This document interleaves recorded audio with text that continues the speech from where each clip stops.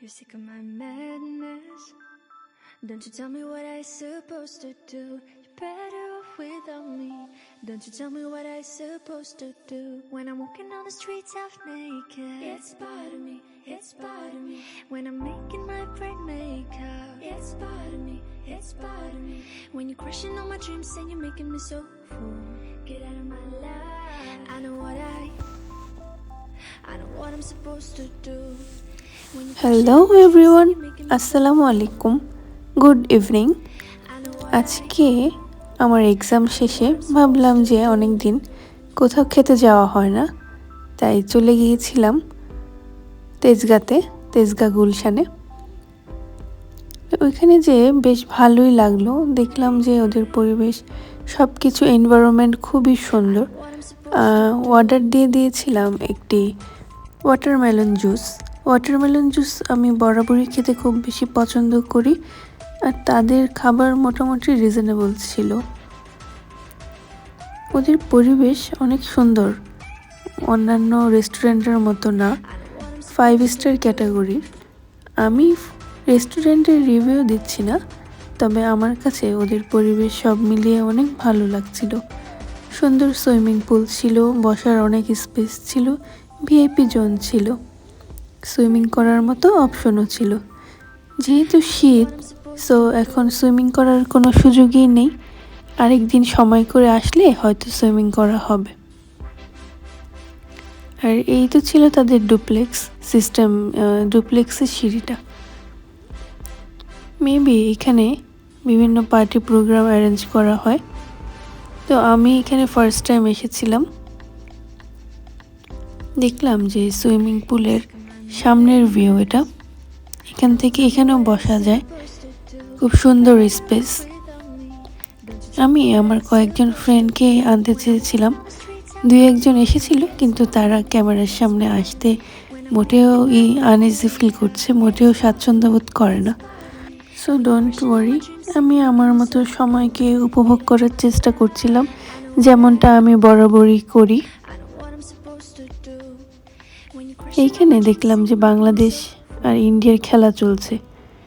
এখানে আমি চাচ্ছিলাম আজকে একটু ক্যান্ডেল নাইট ডিনার করব, সো সেভাবেই অ্যারেঞ্জ করা হয়েছে। আপনারা জানেন যে আমি ক্যান্ডেল নাইট ডিনার অনেক পছন্দ করি। আমার বেডরুমে বিভিন্ন সেট আপ আছে ক্যান্ডেল নাইট ডিনার করার মতো। আমি সবসময় নিজেকে হাসি খুশি রাখতে পছন্দ করি, নিজের ছোট ছোট শখ পূরণ করি। অনেক ব্যস্ততার মাঝেও নিজেকে মাঝে মাঝে একটু স্পেশাল ফিল করাতে পছন্দ করি। এটা আমার অনেক আগের একটা প্র্যাকটিস, ছোট থেকেই। আর এই তো আমি এখানে ডিনারের জন্য রেডি হয়ে বসে পড়েছিলাম। প্রথমে ভাবলাম যে সামান্য কিছু স্ন্যাক্স অর্ডার দেই। তারপর এখানে বিটরুটের জুস অর্ডার করেছিলাম, যেটা খুবই হেলদি একটা জুস আমার জন্য। আর ছিল তাদের লাইভ বারবিকিউ পার্টি। আমি এই শিক কাবাবগুলো খেতে অনেক বেশি পছন্দ করি। আমি যেহেতু আমার জন্মস্থান পুরান ঢাকাতে, যখন আগে থাকতাম সেখানে অনেক খাওয়া হতো প্রতিদিন সন্ধ্যায়। এখন তো আর ওইখানে থাকা হয় না, এই খাবার সুযোগটা রেগুলার পাই না। তো যাক, এইখানে পরিবেশ অনেক বেশি সুন্দর, অনেক ভালো লাগছিল।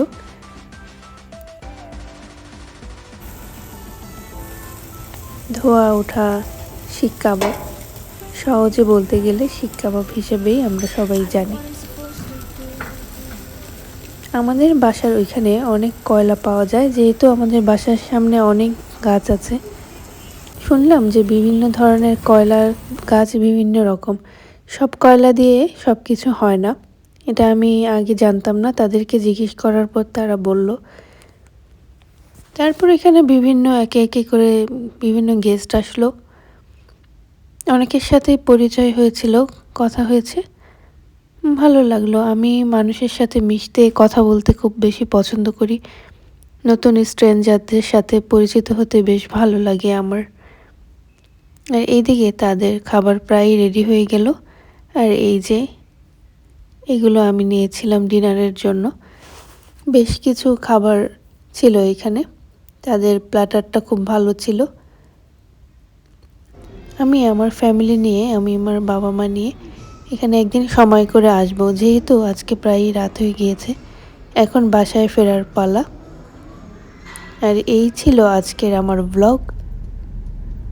আপনাদের যদি আমার ভিডিওর কোনো অংশ একটু হলেও ভালো লেগে থাকে তাহলে লাইক দিয়ে পুরো ভিডিওটা না টেনে দেখতে পারেন, অথবা নতুন বন্ধু হয়ে থাকলে চ্যানেলটিকে সাবস্ক্রাইব করে নতুন বন্ধু হয়ে থাকার জন্য অনুরোধ জানাচ্ছি। আর এই ছিল আজকে আমার আয়োজন। আশা করি আমার ভিডিওটি আপনাদের কাছে একটু হলেও ভালো লেগেছে। আজকের জন্য এই পর্যন্তই। আপনারা সবাই ভালো থাকবেন। Take care and love for all for my viewers.